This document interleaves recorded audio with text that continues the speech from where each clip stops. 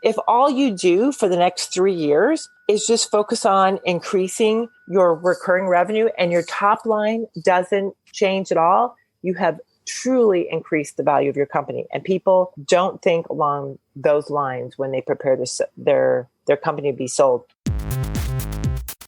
Welcome to Evolved Radio. I'm your host, Todd Kane. Today on the podcast, I'm chatting with Linda Rose. Linda is an author, speaker, and advisor. Linda's background is in building, running, and selling not one, but several technology companies. In the episode today, we explore some of the lessons she's condensed from her experience into a book entitled Get Acquired for Millions. Linda and I discuss topics like how you should value your company and what goes into that calculation. Should you still be considering selling in a depressed market? How should you be preparing your company for a sale? And you may be surprised by how long that process usually takes. Linda also has some really valuable resources to share on the show notes, so be sure to check those out as well on the show notes webpage. If you haven't already, please subscribe to the podcast so you get every new episode. Also, if you wouldn't mind, please leave a rating and review in your podcast app. This helps others find the show so we can reach more of the community. Now, on with the show. Joining me on the podcast today is Linda Rose, M&A advisor and author. Welcome to the podcast, Linda. Thanks, Todd. Thank you so much for having me. So you have a background in technology. You've both built, run, acquired, and sold companies. So going to have a great discussion on your experiences around those experiences in the M&A world. And if you wanted to give us a start, just bring us up to speed on sort of your origin story and how you got started in your career and how you ended up where you are now. Yes, absolutely. So like you said, I actually spent 25 years in the technology sector. That is not what my degree is in. I'm actually an accountant by trade. I have a bachelor's degree in accounting and a master's in taxation, and actually spent the first 5 years of my life as a CPA in a international CPA firm. And I met my husband there. And back in those days, you couldn't date, let alone get married and work within the same firm. So I left because he was more senior than me and kind of fell into consulting. Actually, I didn't have a business plan, actually had no funds and actually no goals other than I found out I was pregnant and I kind of needed to work until I had the baby. And then I wanted to take 4 months off. And it was really just a need to put money and food on the table. So I went to work for one of the firm's clients, had my son, Matt, and then took some time off and then realized, you know what, I got to go back to work. But I also realized that I didn't want to go back to a full-time job. I kind of wanted to have a little bit more control over my life. And so I started doing some consulting. Accounting consulting led to ERP implementation, which led to the more technical side of things. And a few years into that, I woke up one day and realized that it wasn't just putting food on the table for me, but now I had a team. So I incorporated and got real about the business. And then really slowly over, 10 years, started a number of other companies. And they were really all out of the need of my client base. It's not like I woke up one morning and go, hey, I want to start a staffing firm, which I did. Or, hey, I want to start a cloud infrastructure practice, which I did. They all were really, truly requests out of my client base. So the cloud infrastructure business I sold in 2017 was actually out of the request of a client. It was a golf company here in Carlsbad, California, that had a bunch of putters in the back room or had some putters stored away. And they said, Linda, come on out. We had been implementing their ERP system at the time. And he's like, Linda, come on out. I need to show you what my plans are for the company. So I went out and did an on-site visit. And he said, see this room back here that has all these servers in there? I need this for my putters. This is a very important real estate. I need this for my putters. I need all these servers to go. Can you please find someplace in the cloud? And it wasn't called cloud back in 1999, but I found him a place where he could host all of this information. And it was a company back in New Hampshire. And so I went back to him and I said, okay, Mr. CFO, I forget the guy's first name. And I said, I found a place for you. These guys are very capable to host your ERP system. And he says, great. Where are they located? And I said, they're Bedford, New Hampshire. And he said, Linda, are you serious? You want me to send my data across the entire United States? And I realized, this was 20 some years ago. And that was a concern, right? Latency was an issue. And so he just absolutely wouldn't do it and looked at me and said, okay, I want you to do it. I'll fund the servers. You find a data center. And that's how I started my cloud infrastructure business. So, 3 businesses later, plus an acquisition for a firm in LA, that's kind of how my life began. And then I decided somewhere in 2013, after both my parents passed away, that, life is not forever. And I should probably think about my own retirement, what I want to do in my later years and not wait till I was 65, 70 and working till that late till I couldn't do something anymore. So I kind of baked in my head that I needed to get out of this by 55. That was kind of my magic number. I don't know why 55, but that sounded like a good number to me. And so I basically sold all three of those companies over a 10-year time period and really learned a lot during that process, made a ton of mistakes, and really thought that I was going to retire at 55. But as soon as I sold the business, thankfully, I didn't have to stick around. And actually 45 days later after selling, I walked out the door, left the keys on the table and said, see you later. They didn't need me because it was a 98% reoccurring business and we had very little customer churn. And they felt that the new management team or my existing management team could carry on the business. So I left, did a big backpacking adventure, hiked 500 miles on the Pacific Crest Trail, got in tune with nature. And when you're hiking 15 to 25 miles a day, 8 to 15 hours a day, you get a lot of time to think. And that's when I decided to write the book. And the book then led me into a career of mergers and acquisitions. So that's how I got to where I am today. Really cool. That's a fascinating origin story. You know, kind of the whole gamut of the needs developed out of your own company, out of the client's company is so typical of where people end up sort of finding other businesses than they end up starting. In the MSP channel, often people start software businesses to sort of scratch their own itch, as it were, right? So exactly. I think a lot of people kind of tend to sit back and say, you know, what's a great business that I could start? I think the answers are often all around them if they just listen to the people that they're working with, right? Right. Every single business I started was really out of the request of my existing customer base. Yeah, very cool.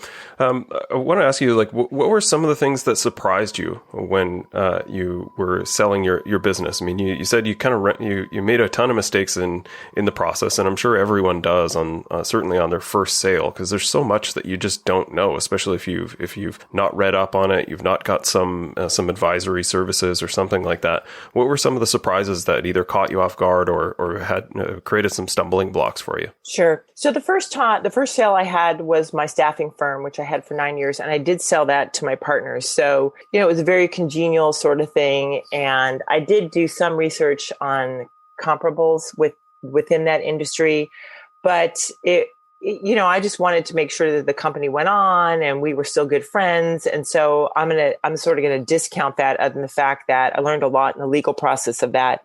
I think the second company sale, which is my ERP CRM implementation firm, that I sold to a national CPA firm. And there I was truly, totally unprepared. And then, at the end, I kind of felt like I left money on the table. Actually, before I signed the bottom line, I felt like I left money on the table. But at the time, I was okay with it because it was a good cultural fit for my team. I wasn't moving on into that firm, but half of my group was. And then the other half was staying with me as part of the cloud infrastructure business that I built as well. And I really wanted to sort of let go of that ERP CRM consulting firm so I could focus more on my cloud business, which ultimately was going to be my end all be all, right? So I did have the opportunity to do this 3 times. But, even in the last sale, I pretty much felt like I left some money on the table. And now, knowing what I know today, I know there were areas where I could have negotiated that better. My broker didn't do any negotiation on my part at all. And he told me that from the beginning. So that was the expectation, because he was not FINRA certified, so he couldn't do that. But I definitely learned some lessons from sale number 2 that I applied towards number 3. Partially, I was the rainmaker. So, I go into many organizations today where the owner is the rainmaker. They're doing all the sales. Everything sort of stops with them. And that was definitely something I learned the hard way in sale number 2, which I didn't make that mistake in sale number 3. Even though I was doing a lot of the sales for our cloud infrastructure business, I did get another salesperson in place so that when I did leave, that person could take over for me. So I was making sure that those key roles I wasn't fulfilling myself, which I got to tell you, especially with MSPs, I see that all the time. Yeah, I agree. I think it sounds unusual to say that I sold my business, handed the keys, and walked away. I mean, most organizations, when they're acquiring a company, want to keep management and certainly the executives in for 6 months to 3 years to make sure that Correct. that transition goes smoothly. And I think in a lot of cases, it's to make sure that the sort of the tethers that are very tightly corded around either the primary executive or the CEO are safely detached and won't impact the business if you're not there. So I think it probably speaks to the level of maturity,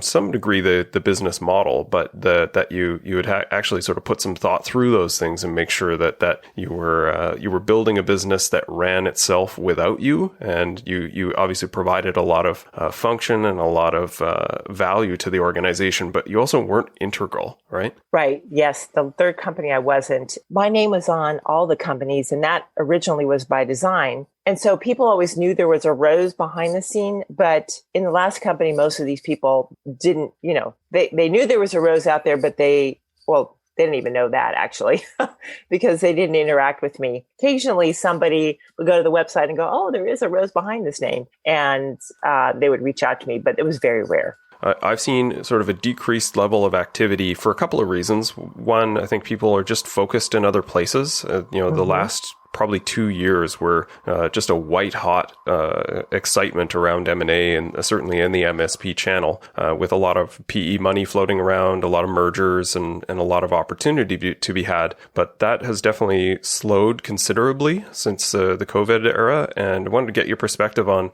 whether or not you feel it's still a good time to be selling. I think a lot of people are nervous about that prospect right now, and perhaps they shouldn't be. Yes. So, one of the things I did in March, I ran a survey because I really wanted to understand. So I'd seen some surveys out there already that said that the market was slowing down and M&As were slowing down. But those surveys were either of companies that were much larger than the space that we work in, or they weren't really focused on technology. And as we both know, technology has been what's been driving productivity and efficiency and all of this during this time period. And speaking with many MSPs, they're doing incredibly well during this time period. So I really wanted to put a survey out there to buyers who were seriously buying or had a history of buying technology companies and survey them. And what I found out was that if you were a strategic buyer, you were probably putting the brakes on things, in part because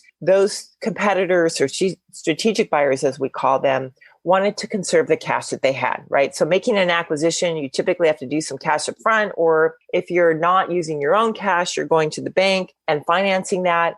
And actually, in the last 3 or 4 months, the cost of money has gone up a little bit, right? Because the risk associated with financing these new acquisitions has gone up as well. So banks have actually increased the debt, the cost of debt 1 to 1.5 to 2 points, depending upon the type of company. So it's pricier now to make an acquisition if you have to go out and reach for debt. So I'm finding that strategics or your competitors or the mergers that we see between MSP buying MSP, that is definitely slowed down unless somebody has a lot of cash. And even people who have a lot of cash, we don't know how long this is going on. So everybody's in that cash conservation mode. But the people who have not slowed down are private equity firms, because they're sitting on anywhere between 1.5 to 2.5 trillion dollars of dry powder, and they still need to spend it. So they're the ones that I see and that I'm getting contacted from on a daily basis that are continuing to look for deals. And when we talk about, the depressed market now, as I mentioned earlier, there are some MSPs that are doing incredibly well. There are some other technology firms other than MSPs, VARs, ERP, CRM, SIs that are still doing incredibly well. And if you can show that your revenue is increasing during this, what I would call depressed market, or even if you are flat, it's still a good time because you can show the seller that your company is resilient. It's not, they don't have to take a chance on that it's resilient. They know it's resilient because remember, buyers are not buying your historical past of selling. They're buying the future. And this is a great time, if you're doing well, to show them that you can do well in difficult times, which also means you can do well in good times. So I do have some people right now that are going through acquisitions and they're doing quite well, and they're getting higher multiples now than they would have 6 months ago, as crazy as that sounds. Yeah, because the multiples were absolutely bananas last I looked. Certainly, if you're over 10 million and certainly over 15 million in top line, the multiples jump pretty considerably at that point as well. So there's still M&A activity going on. It's not as much as before because we've taken out, again, many of the strategics, not all of them, but many of them. But private equity is still continuing forward, just maybe at a little slower pace. The due diligence is taking longer. Right. And that's in part because people are not doing on-site due diligence. That's a really good point. Yeah. And that sort of leads, there's the two sides to this as well. There's maybe some of the generational shift in the market right now where people have run their businesses for 15, 20 plus years, and they're maybe looking to step back at the very least and maybe entirely get out of the business. So there are some people that are just simply selling in order to take out an equity day and maybe go spend a little more time at the cabin or on the beach. And then there are others that are looking to merge together with other companies and make a stronger position, either to resell again or start to coalesce a bunch of other groups together in order to gain some strength that way as well. Do you want to comment on sort of those two strategies in the current market? Yes, absolutely. Todd, when I came off of my hike, this was in 2017, and I think it was October of 2017, there was a Forrester analyst, Jay McBain, who put out an article that said 40% of the channel will age out by 2024. Now, remember, this was in 2017. So that was a 7-year period. And I read that quote and I said, you know what? He's so right. Because when I was going to conferences at the time, people were in their, 50s. Some of people were way older than me, right? A lot of people started in the late 80s, early 90s, and these people do want to do something else. They are aging out. And I thought, wow, this is a great opportunity to share my knowledge. And that's actually that quote actually is what created the impetus, was the catalyst of me writing the book, because I realized there is going to be this significant population that's going to want to move on and they're not going to know how to do it. And what people don't realize is it's a process. It takes a good 3 years. If you want to do it right, it takes a good 3 years to prepare your company for a sale. And that is something that I did learn in the last sale of my cloud infrastructure business. So there was a 3.5, 4-year lag between selling my professional services company and selling my cloud infrastructure company. And during that 3-year period, I was solely focused on the metrics that I needed to sell at top dollar. So yes, that was incredibly important. The other thing that I find is people don't truly have an understanding of their company valuation. And I always use the example, if you're a homeowner here in the US, I don't know how that works in Canada, Todd, but you can go out on Zillow, and actually you don't even have to go out on Zillow. Zillow will send you an email like once a week and say, here's the value of your home. And so you always know what your home is worth. And if you're not a homeowner, but you have a car, you can always go out onto CarMax or Blue Book or Kelly Book or whatever those options are today. And you always know what the value of your car is. But as an IT provider, an MSP, there is no such tool, because everything else that's out there that helps with our company valuations is generic. And I felt that was a problem. So in addition to writing the book, and this is the accountant number part of me, I decided that I was going to actually create a tool that goes hand in hand with the book that actually helps you determine your company value. Because honestly, I was so tired of going to these conferences and getting some VP at the conference getting up on stage and saying, hey, you build an MSP practice and you can sell for 21 times EBITDA. I'm like, come on, what are these people smoking? There's no way as an MSP you can sell for 21 times EBITDA. Okay, I shouldn't say that, unless you have some incredible IP that doesn't exist anywhere else in the world. Yes, you probably can. And then the other thing that really bothered me is you get these M&A brokers, business brokers, and they do these webinars and they'll showcase like a $30 million company. So I was on a webinar where this $30 million MSP was showcased, and the M&A advisor, the business broker, said, yeah, we sold this company for 10 times EBITDA. So I get a call the next day from an MSP. He's had like 3 million in revenue. And he goes, okay, I was on this webinar and it looks like I can sell for 10 times EBITDA. And I'm like, you know what? I know that's what they told you, but you cannot compare a $3 million company to a $30 million company. And so you have to get out of your head this notion as a $3 million company that you're going to sell for 10 times EBITDA. Because again, that's unrealistic. So that really bothered me because a lot of partners come to the table with an unrealistic number in their head, or they truly have no idea what their company was worth, which was my issue in company number 2 and to some degree company number 3. So what I did is I started collecting all this data on reoccurring revenue, whether you're a bar. And by the way, if you're a bar, you sell a different multiple than you do as an MSP, than you do as a CSP, than you do as a custom developer, than you do as an ISV, than you do as a system integrator. There's like 6 different categories of technology service providers, and each of these sell at different multiples. So you can't even lump them together, right? So I created, as part of the book, this value maximizer assessment that actually helps you determine what your current company value is, depending upon which category you categorize yourself in. But it also asks you questions about what your gross profit margin is, what your EBITDA is, what your percentage of reoccurring revenue is, how strong your management team is. All of that plays into your valuation, and people don't understand that. And even if you go to a certified valuation expert, unless they are focused in on IT,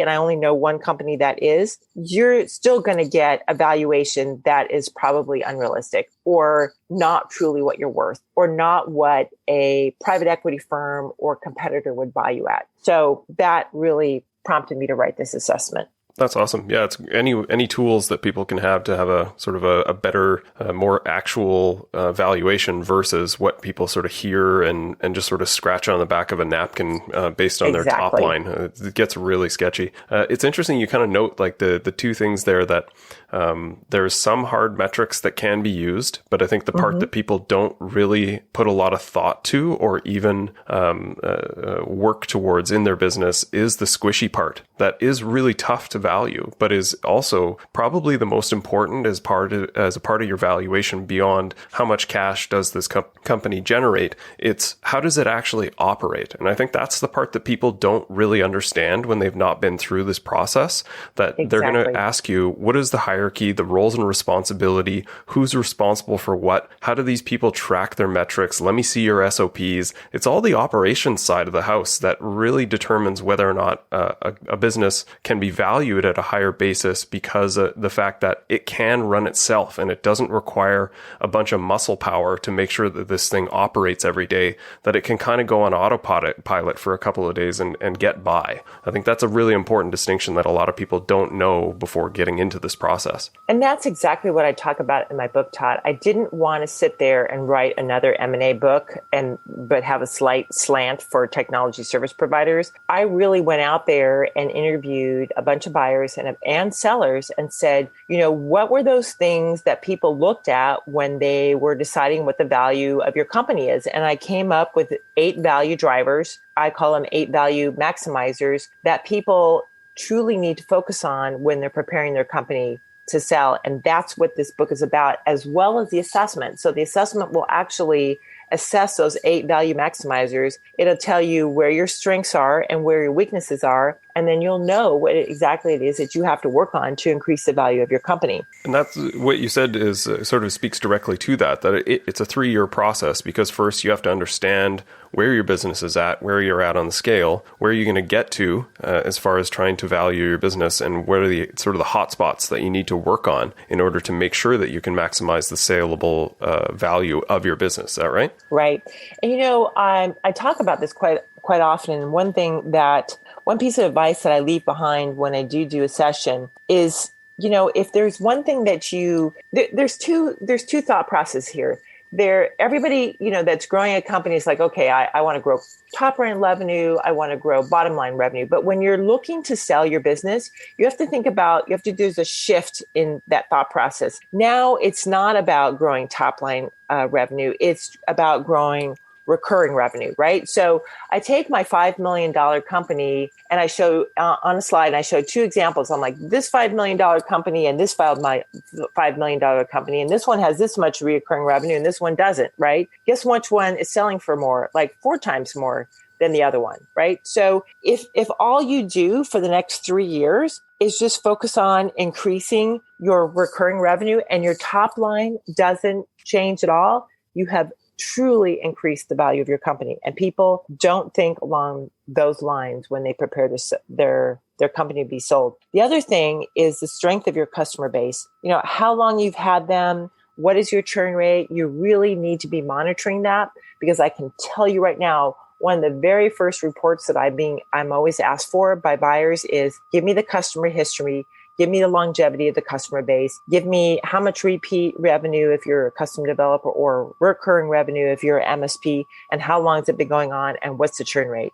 That is so important to these buyers, because again, they're buying the future, right? They're not buying how well you've sold to this customer base in the past. They want to know how long this customer base is going to stick around. And through either customer satisfaction and retention scores and your churn rate, you're able to paint a picture to buyers in terms of what the future revenue of this company is going to look like. So, and then the other thing that I always tell, especially MSPs, is everybody says to me, hey, Linda, do I need to have a 3-year contract? Isn't that more valuable than having a 1 year? And I'm like, you know what?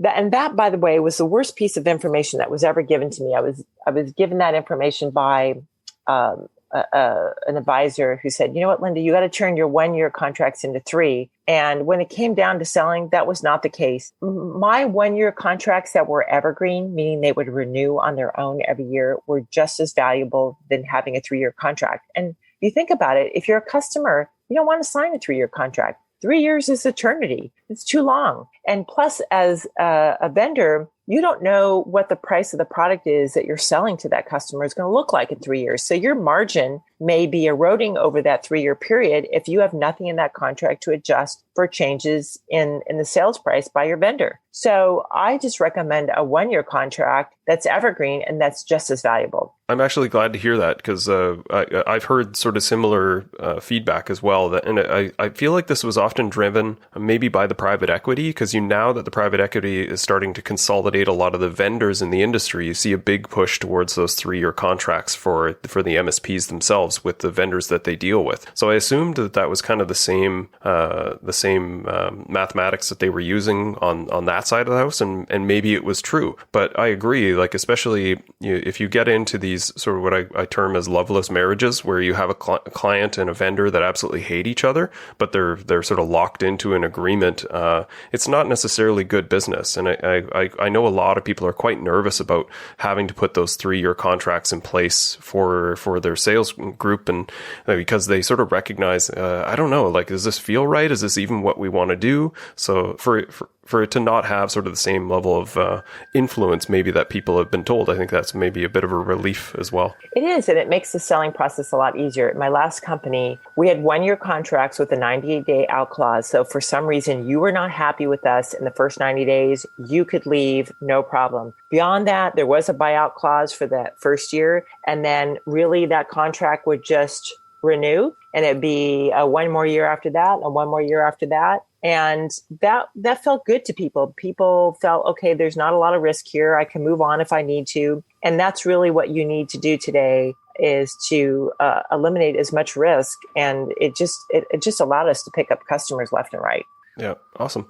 So maybe back to the operation side of the house, because this is an area I focus on, so I have some level of passion for as well. And I want to understand maybe from you that what are the things that people should be looking at? Like if they're just in the very early stages of this, and obviously they can get a ton more info in your book, but I kind of rattled off some thoughts around what should the operations look like? Because a lot of people will often say, okay, here's my top line. I know how much revenue the business makes. I'm often shocked by the number of people that don't really have a good sense of what's the profit. They understand the top line, they don't understand the bottom line. So those two numbers are going to be critical. What are the squishy parts in between that we talked about, the management and the leadership and those components? Can you expand a bit more on what are the components that people should be aware of inside their business that will judge whether or not it's going to get a higher resale value?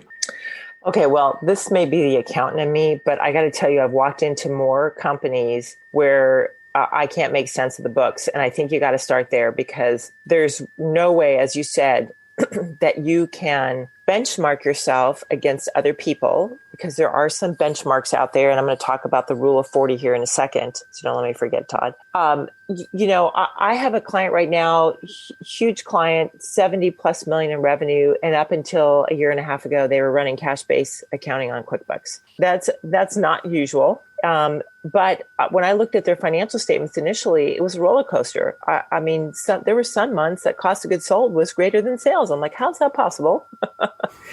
But because they were, it was a timing issue between recording the sale of the invoice and recording the payment to the vendor. So I see that a lot. My philosophy is if you're beyond $1 million in revenue, you better have accrual-based accounting so that you're accurately recording revenue and expense as they happen. And if you need some help in that area, and if you need to revamp your chart of accounts, it's money well worth invested now because the longer you wait, the harder it becomes to do. Because here's the other thing. When you're looking to sell, don't just give me the last year on an accrual basis. I need like the last 3 years, right? So you need to have 3 years of solid financial statements where the other thing here I see is that cost of goods sold is accurately stated, right? So I have a lot of partners that they just put the vendor costs up in cost of goods sold, and most of their engineers are down in G&A, right? And that we can't do that. We have to truly put all those engineers, and if they're working on sales part of the time, then you allocate their revenue or their expense between cost of goods sold and selling and administrative expenses. But you really need to accurately do that because I can tell you right now, the one thing, if you go in and get an LOI and they give you a number for your business, and after the due diligence, they realize that you haven't appropriately stated cost of goods sold, that's a surefire thing to get your deal, as we call it, retraded, right? Lowered, most likely, in value. And now you're, 2-3 months into the due diligence and somebody's coming back with a different number. And it's usually because people don't state their cost of goods sold correctly. So incredibly important. But that's a starting point because you can't do any kind of benchmarking of your company against industry standards unless you're doing that correctly. So let's talk about this rule of 40. And the rule of 40 is, and I talk about this in my book, but you can Google it as well. The rule of 40, it comes from SaaS. It was originated in SaaS-based companies, but it really can apply to any kind of company. And that is you take your top line revenue growth year over year, and you add that to your bottom line EBITDA percentage. So let's say that your top line revenue growth grew 20% from one year over the other. And let's say your bottom line of revenue, your EBITDA number grew 5%. 20 plus 5% is your number, right?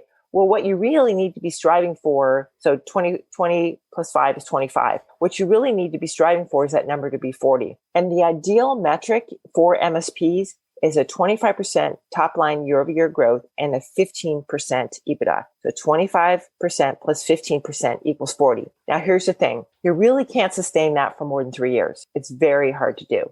Studies show it's very hard to consistently do that for more than 3 years. But if you're looking to sell, you need to hone in on that number. And that may be adjusting your expenses. It may be adjusting other things. But if you can hone into that number over 3 years, that's the ultimate time to sell. Because people ask me, when's the ultimate time to sell? That's the numbers, the metrics you need to be striving for. I think I have a blog post. I do have a blog post on that where I talk a little bit about what the cost of goods sold number should be, what the SG&A number should be for a average, best in class, and high performing companies are. So you can go and check out my blog post on rosebizinc.com. I talk about that at length. Okay. And we'll link to that in the show notes as well. Let's do that. But that's, again, maybe it's the accountant in me, but that's where it all starts. You have to know your metrics. You have to hone in on your own numbers because everything else is pointless after, if you don't have that as a starting point. Yeah. No, I think the other thing, and I learned this accidentally, lots of stuff I learned accidentally, Todd. But the other thing that I learned accidentally was, and you hear this so often, I think if you're beyond 3 million in revenue, you got to stop working in your business and start working on, right? 100%. It's hard to do that before that revenue point. you really have to work in your business until you get to 3 million. But once you hit that magic number, it's time to start working on. It's like, okay, well, how do you make that transition? Well, here's my strategy for that. One of the things, I had a mentor, and he was the CEO of a large software company. And the one thing that I loved that he did about his company was he let all his employees that had more than 7 years worth of tenure. And I believe in bringing that down to 5. But his philosophy, if you had more than 7 years worth of tenure in the company, in addition to your vacation, you could take a 1-month sabbatical. And during that 1 month, you go out and you improve yourself as a person. I took that a little bit of a step further and said that everybody in the company could be eligible for sabbatical. It started with the management team initially, but then I brought it down to everybody because I realized the value of this. And in order to prepare for sabbatical, you had to be gone for a month. You could not get any email whatsoever. So your email would get redirected to somebody else on the team during that month because we really wanted you to go off, learn something new, go travel, be yourself, give yourself time to think about the world, life, what you could do better for the world, whatever your game was, go do it. But what had to happen within the organization is you had to let go of 100% of your job responsibilities. And mind you, as a CEO, it started with me. So I was the first person to take sabbatical. So I had to write down everything I did. It was a 3-month process to get ready for it. The first month, I wrote down everything I did, when I did it, meticulously came up with a manual. The second month was, okay, here are the people who are going to do that job while I'm gone. And so that second month, I was just making sure that they did it correctly and that they were paying attention to the right thing. And then I tweaked my manual because, of course, the manual's never right the first time. You tweak it as people are doing things and asking questions. And then people in that second month would come back to me and go, hey, Linda, I actually kind of found a better way of doing this. Do you mind if I do it my way? I'm like, hey, you know what? If it gets the job done, go for it, right? If you can make this better, absolutely. And then the third month I was gone. And when I came back, guess what, Todd? I didn't take back all those responsibilities because people were doing them, right? And that did 2 things. One, it allowed me to work on the business and not in. And secondly, it showed a buyer that the business did not revolve around me. That was actually the more important thing that I didn't realize. It showed the buyer that the business did not evolve around me, that I could move on, be gone, and the business would still run on its own. Huge lesson. Yeah, that's awesome. That's like a masterclass in delegation, extracting yourself from the business. And if you think about it, you do that with every single member of your management team, and you push that down through your entire customer base. And people are like, oh, well, I can't do that. I only have 12 people in my company. Guess what? That was the first time I did it. I only had 12 people in my company when I went on my first sabbatical. It can be done with that few people. Yeah. People use that as an excuse. That's great. No, I think that's excellent advice, especially for the people that are in that kind of 1 million to 3 million space. And it's something I did want to expand on a little more, just maybe to validate some of my thinking in this and see how you compare on your notes. Is the sub $5 million companies, certainly the sub $3 million companies, do you see them still, like they obviously don't get as much interest as an acquisition target? And I think there's some valid reasons for that, like partly what we just talked about, that in a lot of cases, they may function better as an acqui-hire, where like they're just acquiring the components of the business and largely just acquiring the book of business, the client base, as well as the talent within the organization. And that the owner of that company maybe becomes an executive. Maybe they hold shares, but even not, it probably creates like an accelerated career growth position for them. And I think maybe some of the smaller groups may not recognize the position that can create, the opportunity that can create. And they're trying to often see the value of the sweat equity that they put into the company. And that doesn't show up when someone comes to purchase your business. Like it's hard to grow beyond sort of that 1 million and that 3 million base. And we can respect that. But it's tough to value that for exactly that reason, in my mind, is that it still so fundamentally revolves around those core people that there's not really a business to be held or sold beyond just the talent and the client base that exists there. Do you see that similarly? I agree. So first of all, I've done a couple of transactions where the companies were less than 3 million in revenue, and they are being acquired for their geography and for their human capital. And the seller ends up going with the acquisition, right? And actually, my second company, my ERP CRM bar company, I think we were somewhere in the 3 to 4 million in revenue. And, we were bought for exactly that reason. We were bought for our location. They wanted a location in Southern California. We were bought for our human capital because we all know good people are super hard to find, and then train them up. I mean, it's just, it's a time and effort around that. And we were bought for our customer base because they saw our customer base and they did a lot more things than we did. So they sold products that we didn't sell, and they knew they could sell that into our customer base, and they did. And what was great for my people was that they all had now tremendous opportunities to learn more products, to consult on more products, to work with larger customers. It was a win-win for everybody. And as the seller, yes, there was some cash up front, but there was also a period where there was an earnout, right? So even though I didn't go along with that acquisition, my partner and I, my partner did go along with the acquisition, there was an earnout period, and we were motivated to make sure that happened. And really, I look back now, it's been like 6 years or so, and virtually, I would say 80% of the team is still part of that original acquisition because they had such great opportunities. And as an owner, at some point, you have to switch that mentality of, can I grow this fast enough? Will I lose my best talent to other people if I don't provide more opportunities for these people? Or is being part of something larger going to be better for everybody? And there's a little bit of an ego trip there as part of that. You kind of have to let go, I think, a little bit of that ego, as in, I can do it all, I can be all, and realize that, we all have our limitations, and to know where being part of something better is going to be better for everybody, including yourself, including the revenue that you can make going forward. Yeah.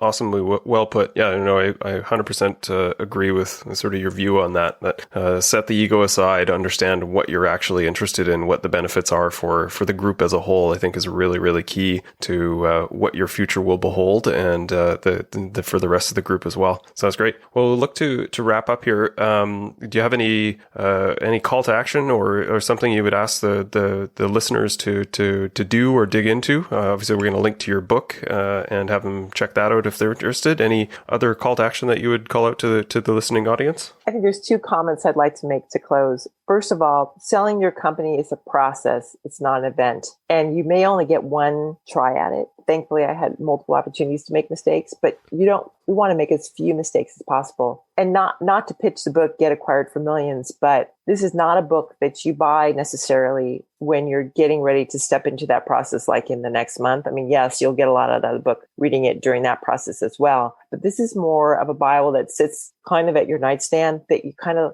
look at and read every night, because the things that I talk about in the book, some of them take time. Creating IP takes time. Discovering your own organizational IP takes time.